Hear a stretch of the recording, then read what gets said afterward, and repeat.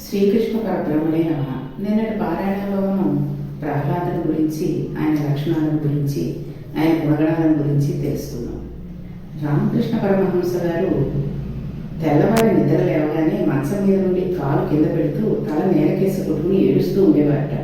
ఒకనాడు ఆయన మేనరుడు ఎందుకలా ఏడుస్తున్నావు అని పరమహంసను అడిగాడు. నా జీవితంలో ఇంకో రోజు వెళ్ళిపోయింది. ఈశ్వరుడు కాలాన్ని తినేశాడు, కానీ నాకు అమ్మవారి దర్శనం అవ్వలేదు. జీవితంలో ప్రమాణము అయిపోతున్నదని ఆయన ఏడ్చారు. దీనిని చూసిన లోకం రామకృష్ణ పరమహంసకి పిచ్చెక్కింది అన్నారు. ఆయన మనస్సును అర్థం చేసుకునే వాడికి అవతల వాడు పిచ్చివాడిలాగే కనపడతాడు. ప్రహ్లాదుని చూసిన హిరణ్యకశిపుడు ఏమనుకుంటున్నాడు? ఏమిటో కనపడ్డ వాళ్ళందరినీ హింసించడం, బాధపడడం, వాడి దగ్గర వీడి దగ్గర అన్ని ఎత్తుకురావడం, ఇలాంటి పనులు చేయకుండా ఏమిటో జడువిలా ఇలా కూర్చుంటాడు. తనలో తాను నవ్వుకుంటూ ఉంటాడు, కళ్ళు మూసుకుని ఉంటాడు, ఏమిటో ధ్యానం చేస్తూ ఉంటాడు, చదువుకోడు, ఓ పుస్తకం పట్టుకోడు. వీటి పొద్దున నా సింహాసనానికి ఉత్తరాధికారి ఎలా అవుతాడు, ఎలా కూర్చుంటాడు, ఎలా పరిపాలన చేస్తాడు, రాక్షసులను ఎలా సుఖపెడతాడు అని బెంగపెట్టుకున్నాడు. అది రాక్షస ఆలోచన. అంటే రాక్షసులను సుఖపెట్టాలంటే దేవతలను, బ్రాహ్మణులను, యజ్ఞులను, యాదవులను, గోవులను, ధర్మమును, అగ్నిహోత్రమును, లోకమును బాధ పెట్టాలి. అలా బాధ పెట్టడం చేత కానివాడు రాక్షసులను ఎలా రక్షిస్తాడు అని హిరణ్యకశిపుడికి బెంగ. అందుకని శుక్రాచార్యుల వారి కుమారులైన చండమార్కులు అనేవాళ్ళని పిలిచాడు. పిలిచి, అయ్యా, మీ భ్రూవంశం మా రాక్షస జాతిని ఎప్పటి నుంచో ఉద్ధరిస్తోంది. మా బిడ్డడైన ప్రహ్లాదుడు జలులుగా తిరుగుతున్నాడు, అంటే మొండిగా ఉన్నాడు అని. ఇంతటి భగవద్భక్తుడైన ప్రహ్లాదుడు హిరణ్యకశిపునికి జలులుగా కనబడ్డాడు. చంద్రశేఖర పరమాచార్య అంటారు, వాక్కు అన్నది ఈశ్వరుడు కేవలం మనుష్యునికి మాత్రమే ఇచ్చిన వరం. దానిని దుర్వినియోగం చేయకు. మాట్లాడితే భగవంతుని గురించి మాట్లాడు, అన్యమైన మాటలు మాత్రం తగ్గించు అంటారు. అలా తాను ఎక్కువ మాట్లాడకుండా ఈశ్వరుని యందు రమించే ప్రహ్లాదుడు అతిగా మాట్లాడే హిరణ్యకశిపుడికి జడుడిలా కనబడ్డాడు. అందుకని గురువులను పిలిచి అన్నాడు, వీరికి ఒక నీతి శాస్త్రము, ధర్మశాస్త్రము, కామశాస్త్రము బోధ చేయండి. బోధ చేస్తే వీరి ఎందుకు కొంచెం కదలిక వచ్చి 4 విషయాలను తెలుసుకుని 10 మందిని పీడించడం నేర్చుకుంటే నా తర్వాత సింహాసనం మీద కూర్చోవడానికి కావలసిన యోగ్యత కలుగుతుంది. అందుకని వీరికి కావలసిన నీతి బోధ చేయండి.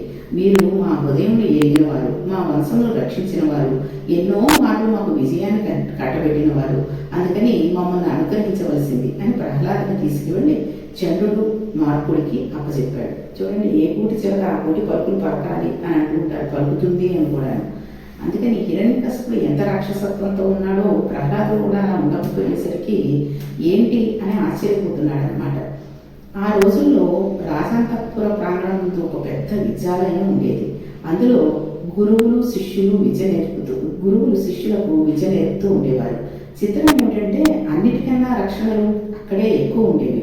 పిల్లలు ఎట్టి పరిస్థితుల్లోనూ బయటకు వెళ్ళడానికి వీలు లేనంత ఎత్తులో ఆ విద్యాలయపు గోడలు నిర్మింపబడి ఉండేవి. పిల్లల మనసులు పాడు చేసి పిల్లలలో హింసాతత్వంలో చేసే వారి తత్వం హిరణ్యకశిపుడి తత్వమే. అటువంటి ప్రాంగణాన్ని నిర్మింపజేసి చండమార్కులను దానికి అధికారులుగా నియోగించాడు. అక్కడికి తీసుకువెళ్లి ప్రహ్లాదుని కూర్చోబెట్టాడు. ప్రహ్లాదుడు ఒక చిత్రమైన పని చేస్తుండేవాడు. ఆయన ఏకసంధాగ్రాహి. గురువులు చెప్పిన విషయాన్ని వెంటనే ఆయన మేధతో పట్టుకునేవాడు. కానీ తాను మాత్రం మరల బదులు చెప్పేవాడు కాదు, ఏమీ మాట్లాడేవాడు కాదు, అన్నీ వినేవాడు. వాళ్ళు అర్థశాస్త్రం నేర్చుకోమంటే అర్థశాస్త్రం నేర్చుకునేవాడు. వాళ్ళు దుర్మార్గమైన నీతులు చెబితే ఆ నీతులు నేర్చుకునేవాడు. అప్పటికీ వాళ్ళు చెప్పింది నేర్చుకునేవాడు, కానీ అది మనసులోకి వెళ్ళలేదు. అనగా అంత దుష్ట సాంగత్యమునందు కూడా తన స్వరూప స్థితిని తాను నిలబెట్టుకున్న మహాపురుషుడు ప్రహ్లాదుడు. ఇటువంటి స్థితిలో ఒకనాడు హిరణ్యకశిపునికి తన పిల్లవాడి బుద్ధిని పరీక్షించాలని ఒక కోరిక పుట్టింది. గురువులు వెళ్ళి, మీరు చెప్పిన విధిని మేము నిర్వహించాము, మీ అబ్బాయి చాలా బాగా పాఠాలు నేర్చుకున్నాడు, మీ పిల్లవాడిని పిలిచి ఏమైనా మాట్లాడితే మాట్లాడండి అన్నారు. అందుకని తన పిల్లవాడిని సభ మంటపానికి పిలిచి తన కొడుకు తనంత వాడే తన తొడ మీద కూర్చొని అవన్నీ చెబుతుంటే సభలో ఉన్నవాడు చూసి తన కొడుకును తనకంటే మించిన వాడిని పొంగిపోవాలని ఆయన అభిప్రాయపడ్డాడు. అందుకని తన కొడుకును సభకు పిలిచాడు. ప్రహ్లాదుడు వస్తూనే తండ్రికి నమస్కారం చేశాడు. సాష్టాంగ నమస్కారమే చేశాడు. తండ్రి ఆయుష్మాన్ భవ అని ఆశీర్వచనం చేశాడు. 2 చేతులు చాపి తన పిల్లవాడిని ఎత్తుకున్నాడు. తన తొడ మీద కూర్చోబెట్టుకున్నాడు. కూర్చోబెట్టుకుని ఒక చిత్రమైన మాట అన్నాడు. ఎంత అలసిపోయి వచ్చిన వాడికి కూడా కొడుకును తొడ మీద కూర్చోబెట్టుకుని వాడు 2 కొత్త మాటలు పలికితే పొంగిపోయి వాడిని ముద్దులు పెట్టేసుకుంటూ ఉంటారు. కొడుకుల మాటలు తండ్రులకు చెవులకు పెట్టుకునే ఆభరణాల వలె ఉంటాయి. వాడికి ఋషులు చెప్పిన మాటలు, వేదము ఇలాంటివి బాగా ఉండవు. రాక్షస బుద్ధితో కూడుకున్న మాటలు వాడికి చాలా తృప్తిగా ఉంటాయి. తన కొడుకు అవి నేర్చుకున్నాడు అని ఆయన అనుకున్నాడు. అనుకుని, నీవు ఏం నేర్చుకున్నావో ఏది 4 మాటలు చెప్పు, నీవు నేర్చుకున్న దానిలో నీకు ఇష్టం వచ్చింది, నీకు బాగా నచ్చింది ఏది ఉన్నదో అది ఒక పద్యం చెప్పు అని అడిగాడు. అప్పుడు ప్రహ్లాదుడు తన తండ్రి మీద కూర్చుని, ప్రతి జీవుడు ప్రతి శరీరధారి శరీరమును పొంది ఇల్లు అనే ఒక చీకటి గొంతులోకి దిగిపోయి అక్కడి నుంచి నేను మీరు అనే భావన పుట్టి అందులోంచి అహంకారము మమకారములు పుట్టి నా వాళ్లకు మేలు జరగాలి ఎదుటి వాళ్లకు కీడు జరగాలి అనుకుంటూ ఉంటారు. నేను నా వాళ్ళు అనే భావనను విడిచిపెట్టి జగత్తంతా ఉన్నది పరబ్రహ్మమే అనుకుని గుర్తిరిగి వాడు ఘోరారణ్యంలోకి వెళ్ళి కూర్చున్నా ఉద్ధరింపబడుతున్నాడు. ఇది తెలుసుకోకుండా నేను నాది అన్న భావన పెంచుకున్నవాడు ఊరి నడుమ కూర్చున్న అటువంటి వాడి వలన కలిగే ప్రయోజనం ఏం లేదు. ఎందుకు వచ్చిన దిక్కుమాలిన రాజ్యం నీకిది? ఇంత తప్పులు చేసి నీవు ఏమి తెలుసుకుంటున్నావు? అందుకని నీవు మార్చుకోవాల్సిన పద్ధతి ఉన్నది అని తండ్రితో మాట్లాడుతున్నావు కనుక అన్యాపదేశంగా మాట్లాడాడు. ఈతని మాటలు విన్న హిరణ్యకశిపుడు తెల్లబోయాడు. అటువంటి ఆలోచనలు ఎవరైనా తన కుమారుడికి నేర్పారేమోనని ఆయనకు అనుమానం కలిగి అన్నాడు, నాకు చూస్తుంటే చోద్యంగా ఉంది. ఈ బుద్ధి నీకు లోపల కలిగిందా? ఎవరైనా పరాయి వాళ్ళు చెప్పారా అని అడిగాడు. ఒక చివర ప్రహ్లాదుడు, ఒక చివర హిరణ్యకశిపుడు. అన్నీ తనవేనని అంటాడు హిరణ్యకశిపుడు, అన్నీ ఈశ్వరుడే అంటాడు ప్రహ్లాదుడు. ఎంత గొప్ప సంఘర్షణ తీసుకువచ్చి చూపిస్తున్నారో చూడండి. నాకు చాలా ఆశ్చర్యంగా ఉంది. నీవు రాక్షసునికి జన్మించిన వాడివి. ఇలాంటి బుద్ధులు నిజంగా నీకే పుట్టాయా, లేక ఎవరైనా పిల్లలు పక్కకు తీసుకువెళ్ళి రహస్యంగా నీ చేత చదివిస్తున్నారా అని అడిగాడు. దేవతలు ఎవరైనా వచ్చి పిల్లవాడి రూపంలో పాఠాలు చెప్పిస్తున్నారేమోనని వాడికి అనుమానం. తన గురువు మీద తనకు నమ్మకం లేదు. ఇంతకన్నా భ్రష్టత్వం ఏముంటుందండి? గురువులు వంక చూసి కనుబొమ్మలెత్తాడు. ఈ గురువులు నిన్ను చాటుకు తీసుకువెళ్ళి ఇలాంటివి ఏమైనా నేర్పుతున్నారా?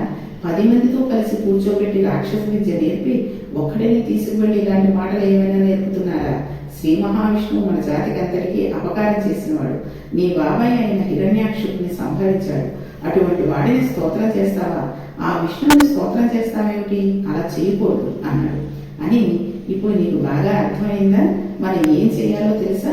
కనబడిన ప్రాణులను హింసించాలి, బ్రాహ్మణులను బాధ పెట్టాలి, యజ్ఞ యాగాది క్రతువులను నశింపజేయాలి, వేదమును చదువుకోకుండా చేయాలి, అగ్నికార్యములు జరపకుండా చూడాలి, ధర్మమును పాడు చేయాలి, పాడు చేసి మనమే రాజులను ప్రకటించుకోవాలి.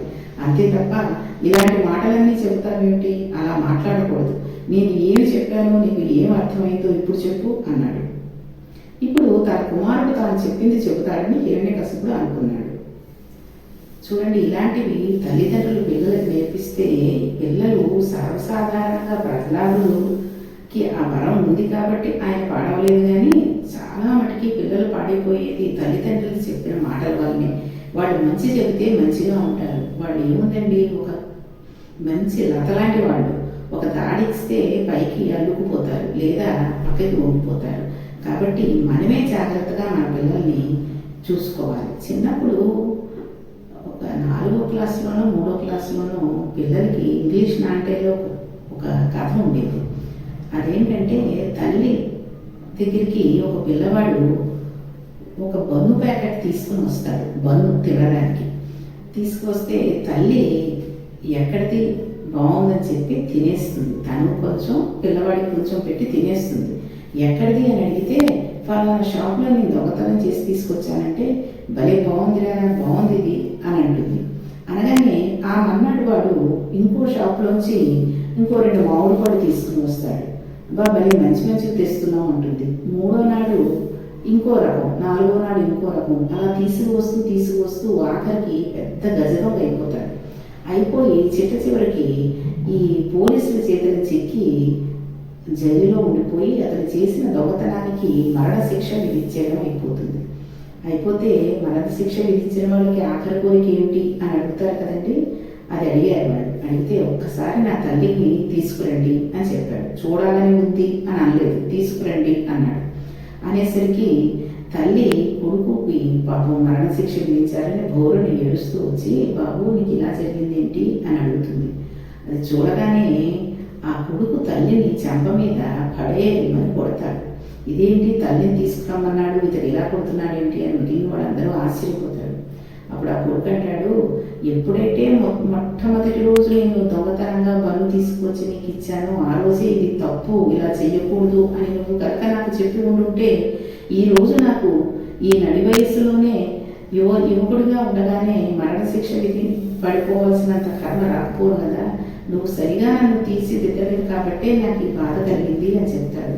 కాబట్టి తల్లిదండ్రులు ఎలా చేస్తారో ఎలా చెబుతారో అదే పిల్లలు ఫాలో అయిపోతూ ఉంటారు. కాబట్టి మనం మన ఇంట్లో చేసే ప్రతి పని, కొంతమంది చూడండి పైవాళ్ళ గురించి ఇంట్లోని పిల్లలు ఎదురుకుండా మాట్లాడుతూ ఉంటాడు. వాడు అలా చేశాడు, తిరగబండేవాడు, ఎందుకు పనికిరాడు, వాడు ఇలా చేశాట అలా చేశాట అని తల్లిదండ్రులు మాట్లాడుకుంటూ ఉంటే ఆ పిల్లలు విని నిజంగా అతను మంచివాడైనా అలాంటి వాడేమో అని అనుకుంటూ ఎక్కువగా చూడండి మేనత్తల గురించి, మేనమామల గురించి, బాబాయిల గురించి, అత్తగారు మామగారి గురించి, తల్లిదండ్రుల గురించి ఇలాంటి విషయాలు అస్సలు మాట్లాడకూడదు. ఎందుకంటే అవతల వాడు మంచివాళ్ళైనా సరే పిల్లల దృష్టిలో చెడ్డవాళ్ళుగా మారిపోతూ ఉంటారు. కాబట్టి హిరణ్యకశిపుడు చెప్పిన విషయాలన్నీ కూడా ప్రహ్లాదుడు విన్నాడు. అన్నీ విని అన్నాడు, ఎక్కడైనా పారిజాత పుష్పంలో మందార పువ్వులలో ఉండే తేనె త్రాగడానికి అలవాటు పడిపోయిన తుమ్మెద ఎక్కడో ఉన్న ఉమ్మెత్త పువ్వు మీద వాడుతుందా? ఎక్కడో హాయిగా ఆకాశంలో ఉండే మందాకిని నదిలో విహరించడానికి అలవాటు పడిపోయిన రాజహంస ఎండిపోతూ దుర్గంధభూయిష్టమైన ఒక చెరువు దగ్గరకు వెళ్ళి ఆ నీళ్లు తాగుతుందా? ఎక్కడైనా లేత మామిడి చిగురు తిని అంటూ కూయడానికి అలవాటు పడిపోయిన కోయిల ప్రయత్నపూర్వకంగా వెళ్ళి అడవి మేళలు పూసే చెట్టు మీద వారుతుందా? పూర్ణమైన చంద్రబింబంలోంచి వచ్చే అమృతమును తాగడానికి అలవాటు పడిపోయిన చకోర పక్షి పొగవంచను తాగడానికి ఇష్టపడుతుందా?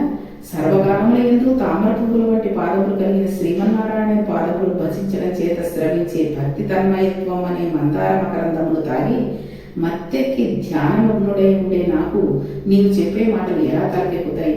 నేను ఇతరమైన వాటి మీద దృష్టి ఎలా పెట్టగలుగుతాను అని అడిగాడు. అడిగి 1000 మాటలు ఎందుకు, నాకు నేను చెప్పిన లక్షణములు రమ్మంటేనే వచ్చేవి కావు అని అన్నాడు. ప్రహ్లాదుడు అలా అనేసరికి హిరణ్యకశిపుడు ఆశ్చర్యపోయి గురువు వంక చూసి, మీరు వీడికి పాఠం చెప్పడంలో ఏదో తేడా ఉన్నదని నేను అనుకుంటున్నాను, లేకపోతే నేను ఎంత చెప్పినా వీడు ఇలా చెబుతున్నాడేమిటి? మీరు వీడికి పడవలసిన పునాది పడేటట్టు చేసేశారు, లేకపోతే వీడికి ఆ నారాయణ భక్తి ఎక్కడి నుంచి వచ్చింది? కాబట్టి ఈ మాట తీసుకువెళ్ళి చాలా జాగ్రత్తగా 1000 కళ్ళతో చూస్తూ ఈ పిల్లవాడికి అర్థశాస్త్రము ధర్మశాస్త్రము నేర్పండి, తీసుకువెళ్ళండి అన్నాడు. అలా అనేసరికి చండమార్కులు ఆ పిల్లవాడిని తీసుకువెళ్ళిపోయారు. వాళ్ళకి భయం వేసింది. వాళ్ళు ప్రహ్లాదుతో అన్నారు, నాయన మేము నీకు నేర్పింది ఏమిటి, నువ్వు చెప్పిన పద్యం ఏమిటి? మీ నాన్నకి మా మీద అనుమానం వచ్చింది, మేమేదో అలా నేర్పామని మా వంక తీవ్రంగా చూస్తున్నాడు. ఇప్పుడు మా ప్రాణంలోకి ముప్పు వచ్చేటట్టుంది. కాబట్టి మేము ఏమి చెబుతున్నామో అది జాగ్రత్తగా నేర్చుకో. మాకు ఏమి అప్పచెబుతున్నావో వాటిని మీ నాన్న దగ్గరకు వెళ్ళి అప్పచెప్పు. మేము అడిగితే ధర్మశాస్త్రం అర్థశాస్త్రం చెబుతున్నావు, మేము చెప్పిన దానికి చక్కగా చిలకలా పలుకుతున్నావు. మీ నాన్న దగ్గరికి వెళ్ళినప్పుడు ఆయన ఏదైనా అడిగితే మళ్ళీ శ్రీమన్నారాయణ గురించి మొదలెడుతున్నావు. మీ నాన్న దానిని మేము చెప్పామని అనుకుంటున్నాడు. ఇంకెప్పుడు నేను అలాంటి పలుకులు పలకకూడదు. గురువులమైన మేము ఏమి చెప్పామో అది మాత్రమే పలకాలి, అర్థమైందా అన్నాడు. అప్పుడు ప్రహ్లాదుడు అన్నాడు, అయ్యా చిత్తం, మీరు ఏమి చెప్తారో దానిని నేను జాగ్రత్తగా నేర్చుకుంటాను అన్నాడు. అలాగే వాళ్ళు చెప్పిందంతా చక్కగా నేర్చుకున్నాడు. గురువులు చెప్పిన పాఠాలన్నీ విన్నాడు. ఎక్కడి నుంచి ఏది అడిగినా వెంటనే చెప్పేసి వ్యాఖ్యానం చేసేస్తున్నాడు. ఇప్పుడు పిల్లవాడు మారాడని వారు అనుకున్నారు. కానీ ఎందుకైనా మంచిదని తల్లి దగ్గర కూర్చుని మాట్లాడడానికి తండ్రి దగ్గర కూర్చుని మాట్లాడడానికి పెద్ద తేడా ఉండదని ముందుగా అతని తల్లి దగ్గర వద్దకు తీసుకువెడదామని, అక్కడ ఎలా మాట్లాడతాడో చూసి తర్వాత తండ్రి గారి వద్దకు తీసుకెడదామని వారు భావించారు. అందుకని ప్రహ్లాదుడిని లీలావతి దగ్గరికి అంతఃపురంలోకి తీసుకువెళ్ళారు. ప్రహ్లాదుడిని తల్లి దగ్గరికి తీసుకెళ్ళిన తర్వాత ప్రహ్లాదుడు తల్లితో ఏం మాట్లాడాడు, ఆ తర్వాత గురువులు హిరణ్యకశిపుడి దగ్గరికి తీసుకెళ్ళినప్పటికీ అతనితో ఏం మాట్లాడారు అనే విషయాన్ని రేపటి పారాయణంలో తెలుసుకుందాం. శ్రీకృష్ణ పరబ్రహ్మణే నమః.